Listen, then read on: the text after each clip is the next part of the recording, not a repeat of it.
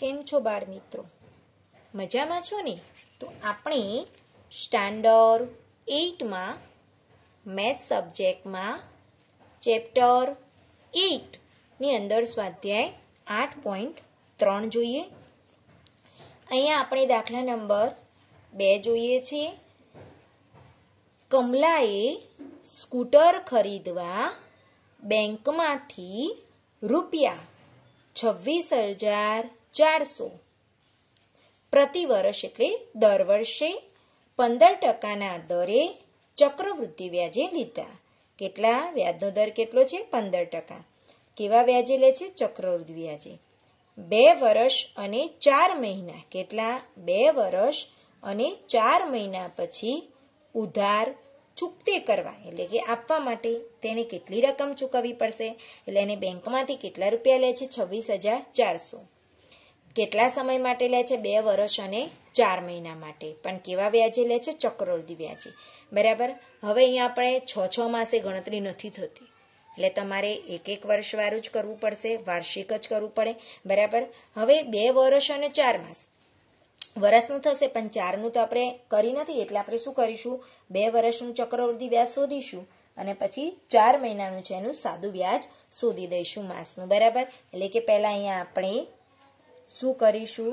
તો અહીં આપણે નોંધ લખું છું કે આપણે 26,400નું કેમ 2 વર્ષ અને 4 મહિના છે, વર્ષનું થાય, વાર્ષિક જ કીધું છે, એટલે આપણે 6 માસે તો કરી ના શકીએ.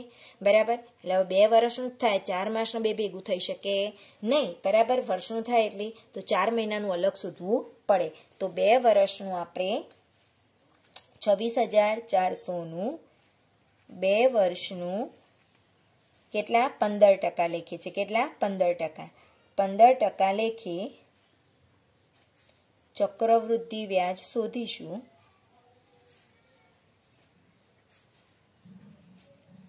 અને પછી 4 મહિનાનું અલગ શોધીશું. પહેલા 2 વર્ષનું શોધી દઈશું અને પછી 4 માસનું શોધીશું. બરાબર. શોધીશું અને પછી તે જ વ્યાજ મુદ્દલ જે આવે તે ચક્રવૃદ્ધિ વ્યાજ મુદ્દલ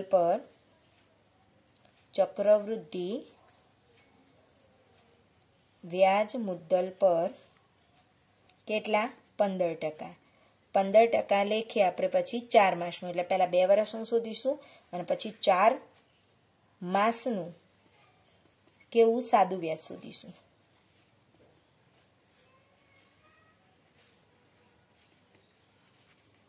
એટલે થઈ જશે. બરાબર. હવે આપણે પહેલા સૌપ્રથમ પી બરાબર શું આપેલું છે એ લખી દઈએ. બરાબર. તો મુદ્દલ એટલે કે પી, બંનેમાંથી તમે ગમે તે એક લખી શકો છો. તો મુદ્દલ બરાબર કેટલું આપ્યું છે આપણને? 26,400 રૂપિયા. કેટલા છે? 26,400 રૂપિયા. આર બરાબર આપણને વ્યાજનો દર, કૌંસમાં આર બરાબર કેટલા આપ્યા છે? 15%. કેટલા આપ્યા છે? અહીંયા આપણને 15% આપ્યા છે. 2 વર્ષ એટલે કે અહીંયા આપણે મુદત ટી બરાબર 2 વર્ષ એટલે આપણો એન થઈ જશે. માટે એન બરાબર આપણે 2 લઈ લઈશું. બરાબર. હવે આપણે સૂત્ર લખીશું એ બરાબર પી કૌંસમાં 1 + આર અપોન 100 કૌંસ પૂરો એની પર એન ઘાત. પી બરાબર આપણે કેટલા લઈશું બાળ મિત્રો? 26,400. એટલે અહીંયા લખશો 26,400 કૌંસની અંદર 1 ના 1. આર બરાબર તમારે કેટલા છે? 15 છેદમાં 100. એન બરાબર તમારે કેટલા લેવાના છે? 2. હવે 26,400. હવે જો અમે તમને આગળ કીધું હતું 100 લસા છે એટલે 100 એકા 100 એટલે 100 + 15 કરી દેવાના. બરાબર. 100 + 15 છેદમાં 100 ઉપર 2 ઘાત. 26,400 100 + 15 કેટલા થશે? 115 અને છેદમાં 100 કૌંસ પૂરો એની પર 2 ઘાત. બરાબર. હવે આપણે શું કરીશું? 115 × 100 કેટલી વાર લખશો? 2 વાર. બરાબર. અહીંયા 2 ઘાત છે એટલે 2 વાર. તો 26,400 ગુણ્યા 115 ના છેદમાં 100 ગુણ્યા 115 ના છેદમાં 100. હવે જુઓ અહીંયા છેદમાં શૂન્ય શૂન્ય છે અને અંશમાં પણ છે એટલે આપણે પહેલા અહીંયા 2 શૂન્ય 1 શૂન્ય અહીંયા ઉડી ગઈ, અહીંયા છેદમાં છે તો અહીંયા પણ ઉડી ગઈ. હવે તમારે 115 બે વાર છે અને 264 છે અને અહીંયા તમારા 100 છે તો 20 પંચ્યા 100 શું થશે? 20 પંચ્યા 100 થાય. અહીંયા તમારા થશે 23 પંચ્યા 115. 23 પંચ્યા કેટલા થાય? 115. એટલે તમારે અહીંયા 5 ઉડી ગયા, અહીંયા પણ 5 ઉડી ગયા. બરાબર. અહીંયા તમારા થશે 4 પંચ્યા 20. શું થશે? 5 ના અવયવ આ 20 ના પાડીશું 4 પંચ્યા 20 તો અહીંયા 115 23 ગુણ્યા 5 એટલે 23 પંચ્યા એટલે અહીંયા 5 ઉડી ગયા, અહીંયા પણ 5 ઉડી ગયા. હવે 264 ભાગ્યા આપણે 4 કરી દઈશું એટલે કેટલા? 64 4 264 થાય. બરાબર. એટલે હવે આપણે વધ્યા કેટલા? જો ઉપર 66 વધ્યા ગુણ્યા અહીંયા 23 વધ્યા, અહીંયા પણ ગુણ્યા 23 વધ્યા. ફરીથી તમને છેદ ઉડાડતા શીખવાડું. અહીંયા આપણે 2 શૂન્ય તો અહીંયા ઉડાડી દીધી હતી. 100 ના અવયવ પાડે 20 પંચ્યા 100 એટલે મેં અહીંયા 23 પંચ્યા 115 કર્યા એટલે અહીંયા 5 5 ઉડી ગયા. હવે 20 ના અવયવ પાડે 4 પંચ્યા 20 તો અહીંયા પણ 23 પંચ્યા 115 એટલે આ 5 ઉડી ગયા, આ 5 ઉડી. હવે આ 4 હતા એ મેં ઉડાડે અહીંયા 266 4 એટલે અહીંયા 66 4 કેટલા થયા? 264. હવે વધ્યા કેટલા? 66 ગુણ્યા 23 ગુણ્યા 23 એટલે આપણે એનો ગુણાકાર કરી દઈએ. 66 23 ગુણ્યા 23 પહેલા આપણે 23 ગુણ્યા 23 કરી દઈશું. 23 ગુણ્યા 23 બે સંખ્યા છે એટલે એક શૂન્ય મૂકી દીધી. 3 દુ 6 2 દુ 4 3 તારી 9 3 દુ 6 એટલે 9 6 6 12 વધી પડી 1 4 ને 5 એટલે કેટલા આવ્યા? 529. હવે જો આ 23 ગુણ્યા 23 થઈ ગયા પણ 66 બાકી ને તો આપણે 66 જોડે ગુણાકાર કરી દઈએ.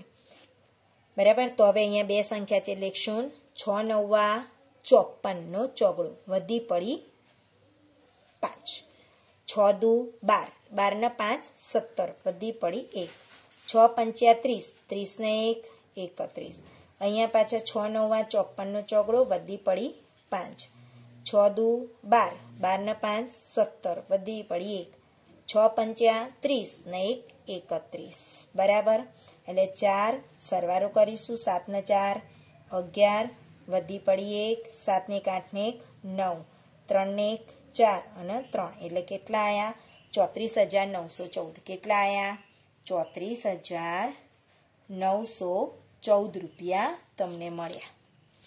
એટલે કે તમારે ચૂકવવા પડે 26,400 નો તમારે વ્યાજ મુદ્દલ 2 વર્ષનું જ થયું. કેટલા વર્ષનું? 2 વર્ષનું આપણે શોધાઈ ગયું.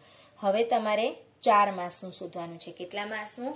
4 માસનું આપણે શોધવાનું છે. તો આપણે હવે 4 માસનું શોધીએ. હવે આપણે 2 વર્ષનું શોધાઈ ગયું. હવે 4 વર્ષનું શોધીશું. હવે બાકીના 4 માસનું વ્યાજ શોધવા આપણું વ્યાજ મુદ્દલ કયું થઈ જશે? 34,914 રૂપિયા. શોધવા મુદ્દલ રૂપિયા 34,914 થાય. કેમ થાય બાર મિત્રો? યાદ કરો 2 વર્ષ અને 4 માસનું હતું એટલે આપણે પહેલા 2 વર્ષનું ચક્રવૃદ્ધિ વ્યાજ શોધી દીધું.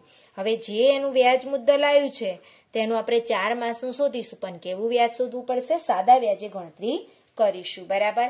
એટલે કે આપણો પી બરાબર શું થઈ જશે? 34,914. તો અહીંયા લખીશું પી બરાબર 34,914 રૂપિયા. આર બરાબર તો આપણા 15% હતા તેના તે જ છે. બરાબર. અને આપણો ટી એટલે કે ટાઈમ આપણો કેટલો થઈ જશે?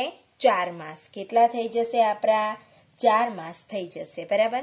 એટલે કે આપણો 4 માસ થઈ જશે. હવે સાદું વ્યાજ શોધવાનું સૂત્ર છે. બરાબર. સાદું વ્યાજ શોધવાનું એસઆઈ બરાબર પીઆરટી છેદમાં 100. શું થશે? પીઆરટી છેદમાં 100. હવે પી બરાબર આપણા 34,914 રૂપિયા છે ગુણ્યા આર બરાબર 15% છે, ટી બરાબર 4. જ્યારે આપણે અહીંયા માસની હોય ત્યારે તમારે છેદમાં 12 લખવા પડે. દિવસ હોય તો તમારે છેદમાં 100 જોડે તમારે 365 કરવા પડે. એટલે 100 ગુણ્યા 12. કેમ 12 કર્યા? માસમાં ગણતરી. જ્યારે માસમાં હોય ત્યારે 100ની જોડે 12 ગુણવા પડે. બરાબર. 4 તારી 12, 3 પંચ્યા 15. એટલે તમારે 34,914 ગુણ્યા 5 કરી દો. બરાબર. શું કરીશું આપણે? 34,914. 34,914 ગુણ્યા આપણે 5 કરી દઈશું. 4 પંચ્યા 20, વધી પડી 2, 5 એકા 5. 5ની અંદર 2 ઉમેરો એટલે કેટલા થશે? 7. 5 નવા 45 નો 5 રો, વધી પડી 4. 5 4 20, 20ની અંદર 4 ઉમેરો એટલે 24, વધી પડી 4. 5 તારી 15, 15ની અંદર તમે 4 ઉમેરશો. કેટલા ઉમેરશો તમે? 4 ઉમેરશો. બરાબર. એટલે કે તમારો આવશે 5 તારી 15 ને 4 19. બરાબર. ફરીથી 34,914 છે. બરાબર. તેનો આપણે 15 એટલે અહીંયા 4 તારી 12 કર્યા અને 3 પંચ્યા 15 કર્યા. એટલે આપણે 5 જોડે ગુણાકાર કરીએ છીએ. એટલે 5 4 20, વધી પડી 2.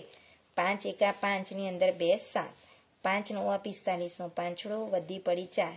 4 પંચ્યા 20, 20 ને 4 24, વધી પડી 2 આવે.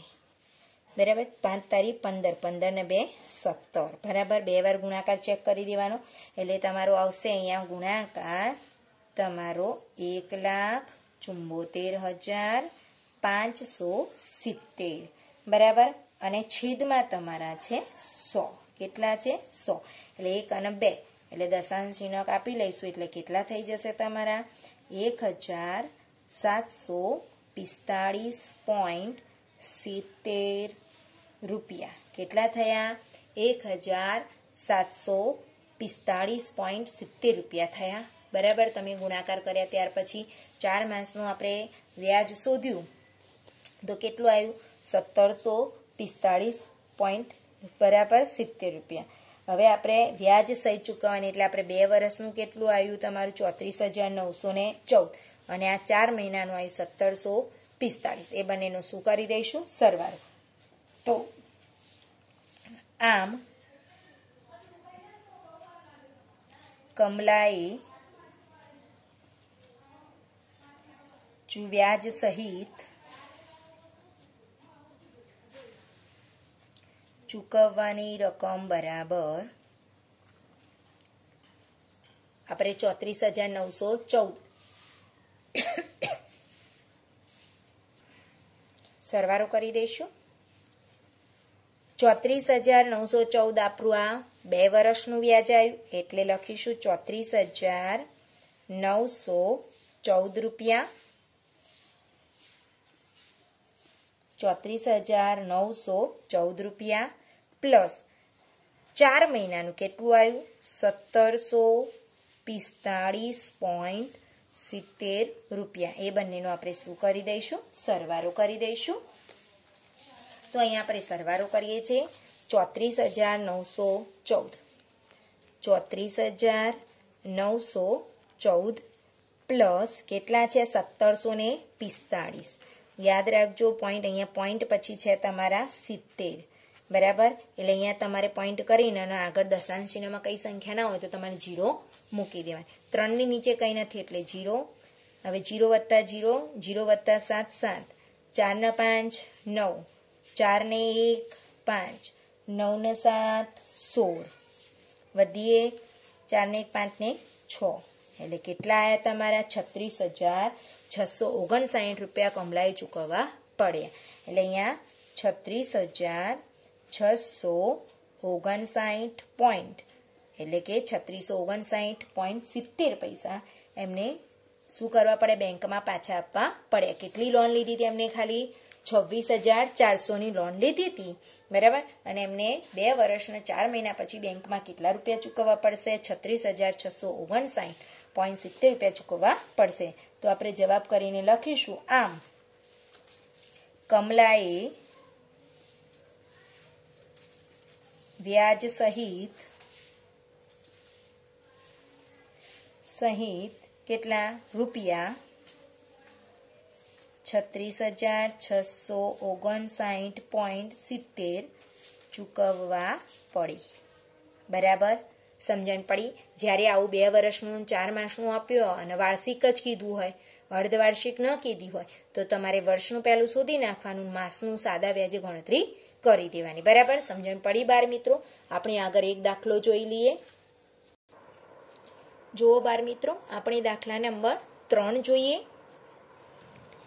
ફેબીનાએ રૂપિયા 12,500 3 વર્ષ માટે 12% દરે સાદા વ્યાજે ઉધાર લીધા.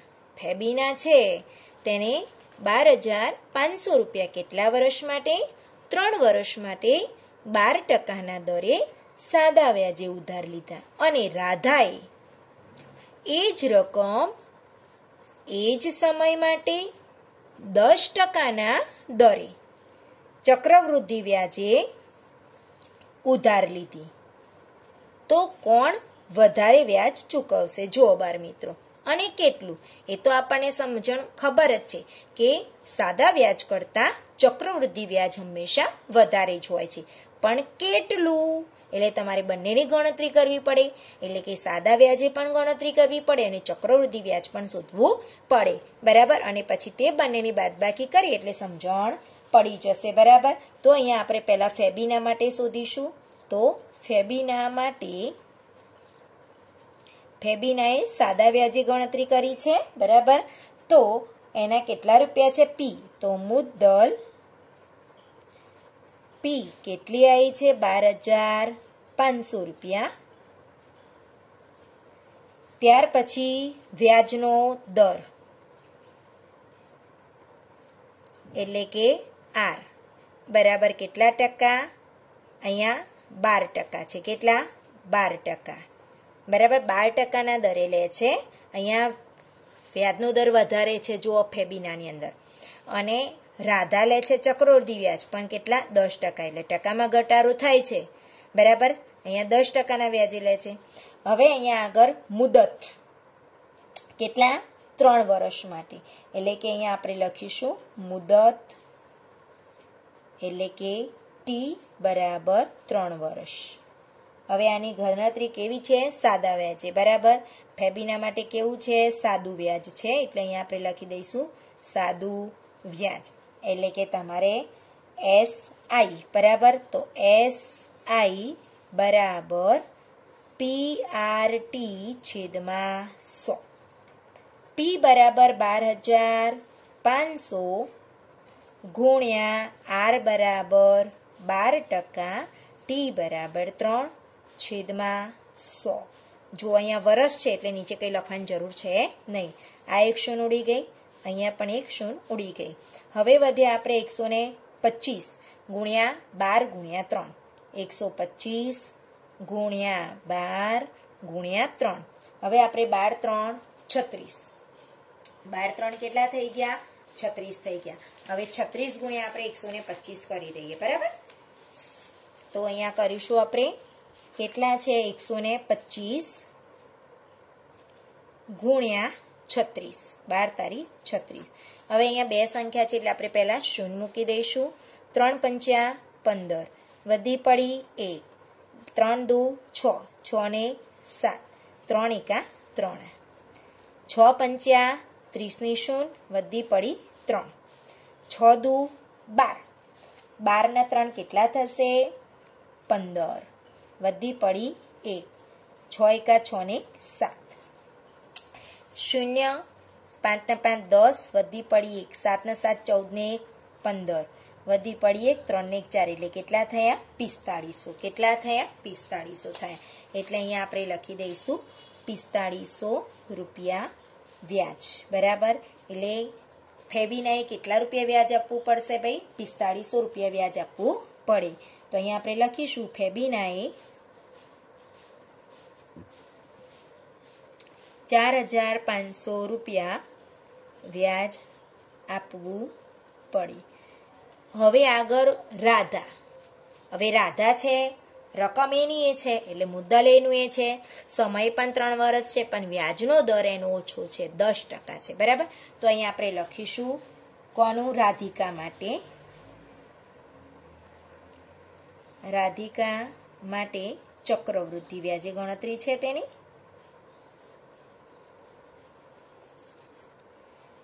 તો અહીંયા આપણું મુદ્દલ એનું એ છે, વ્યાજનો દર આપણો બદલાઈ જાય છે એટલે અહીંયા આપણે લખીશું મુદ્દલ પી બરાબર ₹12,500.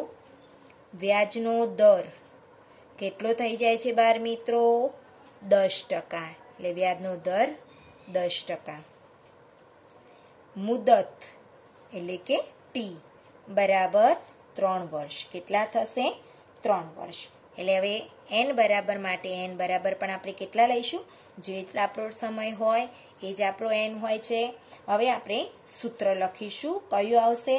a બરાબર p કૌંસમાં 1 પ્લસ r છેદમાં 100 ઉપર n ઘાત. બરાબર.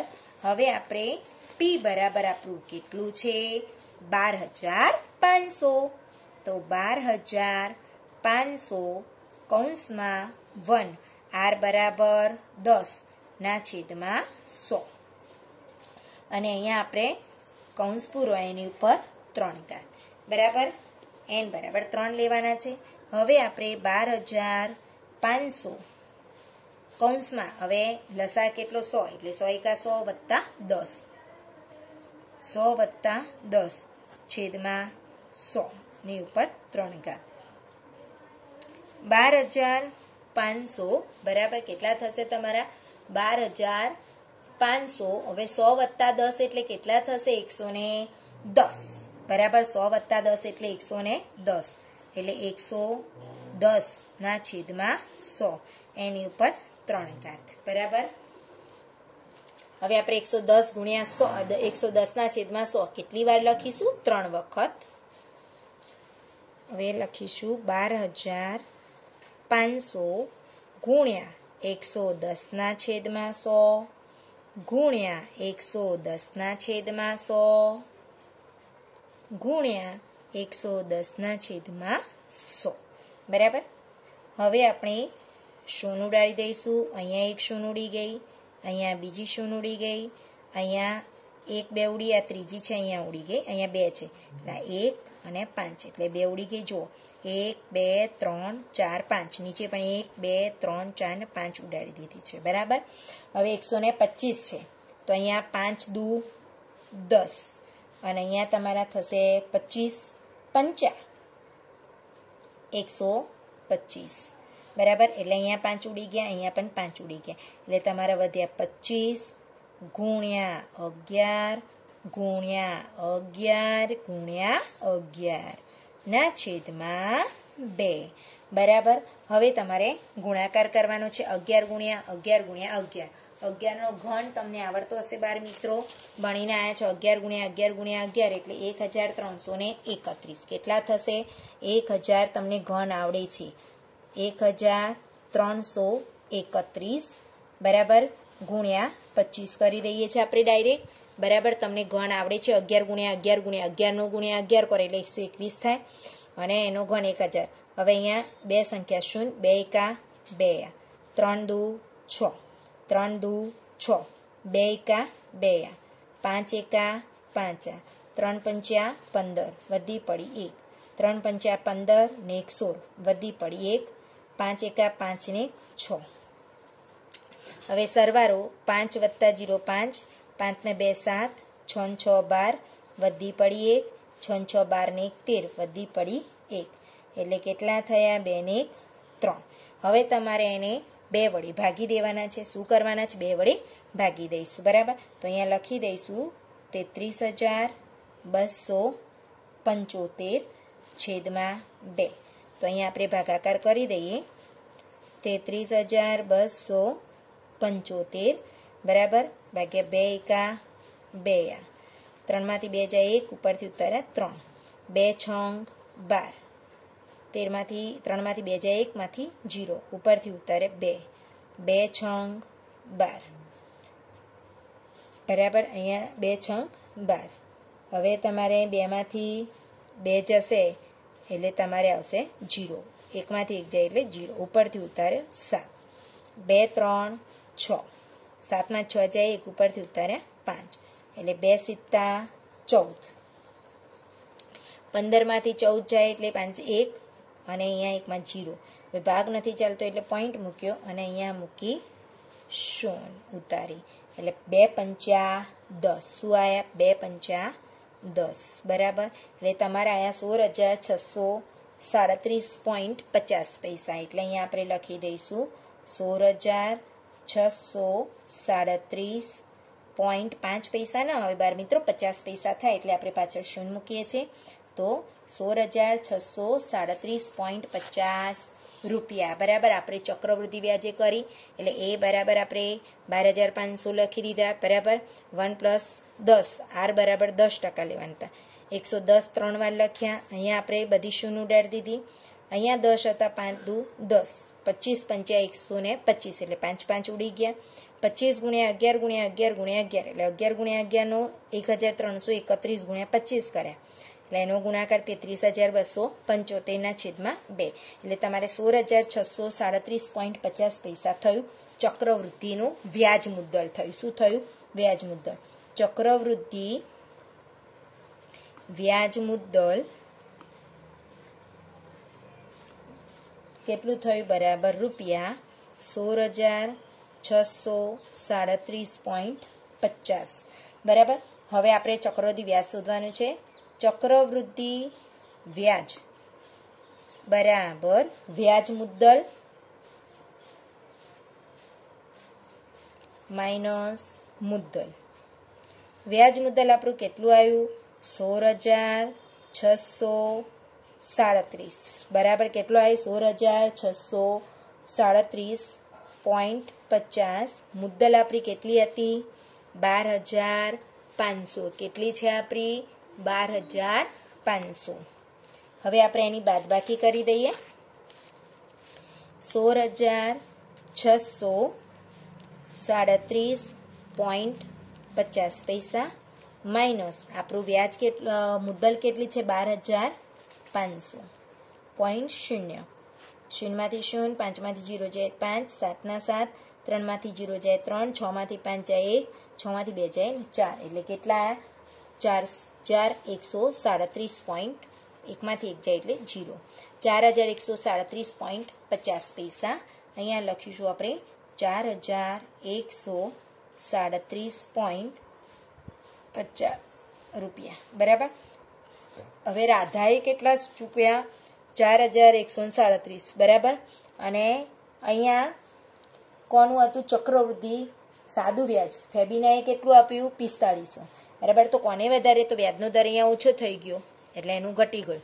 તો ફેબીનાએ કેટલા? 4500 રૂપિયા. આમ ફેબીનાએ